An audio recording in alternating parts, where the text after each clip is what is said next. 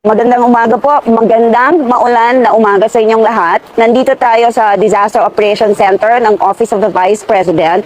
Ito pong opisina na to ay isang sangay sa buong opisina ng Office of the Vice President. Ito po ang sangay ng opisina na tumutugon sa mga pangangailangan ng ating mga kababayan sa mga panahon ng ganitong disaster, natural or man-made, at mga iba pang kahirapan na nangyayari sa atin.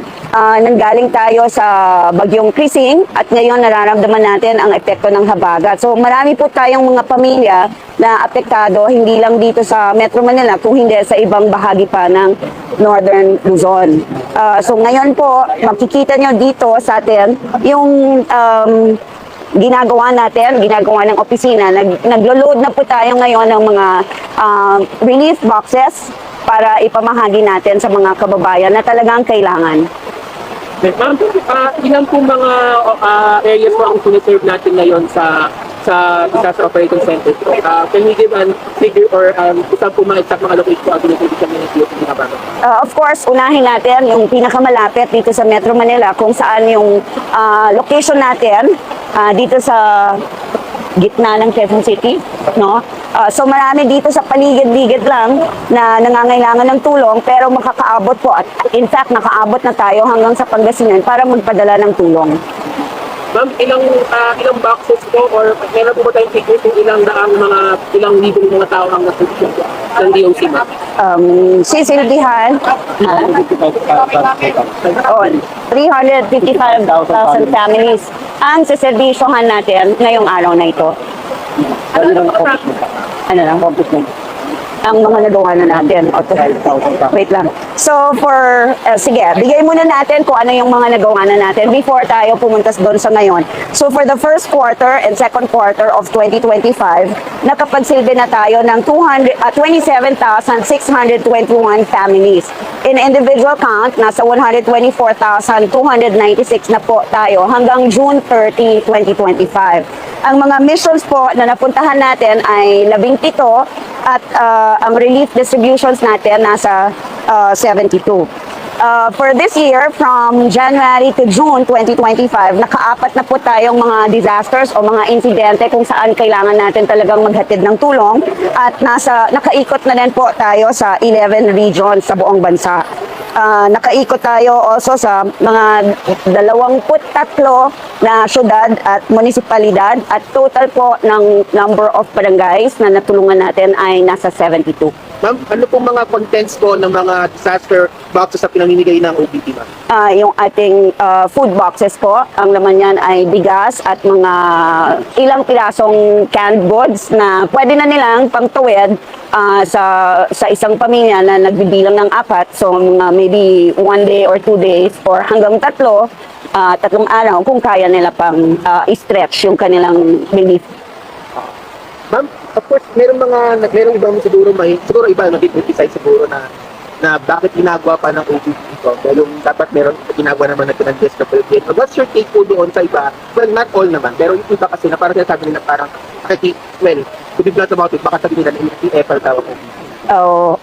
Yes, of course. Naiintindihan natin yung sinasabi nila. Kaya lang, syempre, itong ginagawa ngayon ng Office of the Vice President is only for augmentation. Kumbaga, dinadagdagan lang natin yung ginagawa ng iba't ibang ahensya dahil hindi naman po natin masabi na lahat ng kanilang tulong ay nakakapagbigay sa lahat. So, dito lang po tayo dun sa mga hindi na nila nasisilbihan or hindi na nila natutulungan at mahalaga din po sa atin na magka-address ng pangangailangan ng mga first responders.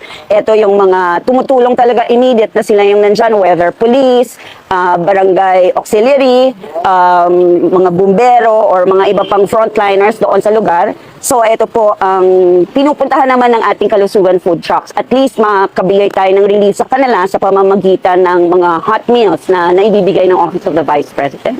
Ma'am, may you share if the OBP has encountered difficulties or challenges in the delivery of relief aid in Martlang area?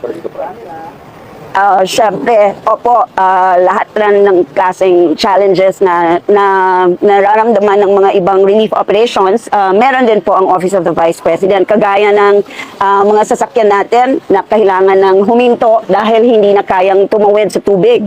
So, yung mga baha po, hihintuan na ng ating mga trucks kasi pagka nasira, mas lalo po silang hindi makakaandar. So, kung ano po yung datnan sa lugar na yon at kailangan na maglabas din tayo ng relief goods or ng mga pagkain galing sa kalusugan food truck, hihinto pa na tayo doon. So, these are some of the challenges, medyo physical. Tsaka syempre, kung ano lang po ang kaya natin na maibigay sa isang oras, sa isang panahon, yun lang po kung ano lang rin yung nakasakay doon sa mga sasakyan natin. Ma'am, ito pong relief goods dito sa likod, sa truck nito. Saan po ito papunta ngayon? Sa Pangasinan, opo, punta siyang Pangasinan. Dahil Ask ko lang po kasi ganyan po medyo dalawa po yung sasakyan po natin, including the towing truck and then the kalusugan food truck po. Do you think po ba kailangan po ba ng additional augmentation trucks para po mas marami pong maiatid na mga relief goods sa mga naapektuhan po natin mga kapatid po? Yes po. Actually, yun ang binanggit sa atin ng ating spokesperson na kailangan ng mga sasakyan. Totoo yan, kagaya nitong ating nakikitang food wing van sa likod, kaya lang yan maglaman ng almost 2,000 food boxes. So ang target natin like tomorrow and Friday is Pangasinan where we need around 3,000 food boxes. Kaya kailangan namin ng augmentation ng mga other wing vans or 10-wheeler truck. So meron na rin kaming partner na kausap, darating yan tonight para tumulong sa amin para makapagdala tayo ng mas maraming food boxes and other relief items sa mga probinsya na nangailangan ng tulong. dahil nagbibigay tayo ng relief sa panahon ngayon, di ba? Babanggitin lang natin na yung ating libreng sakay, ito po yung mga bus ng Office of the Vice President na patuloy na umaandar. Dahil alam naman natin yung pangangailangan ngayon, and as a matter of fact, nung Monday ng gabi, pumayag po si Vice President Duterte na mag-extend tayo ng biyahe ng mga libreng sakay buses natin hanggang alas 12 ng gabi. Ito po, pangdagdag na lang rin sa tulong na alam natin na maraming na-stranded kung saan-saang lugar. Kaya po, ang libreng sakay natin, pinatuloy ang pag-operate hanggang madaling araw.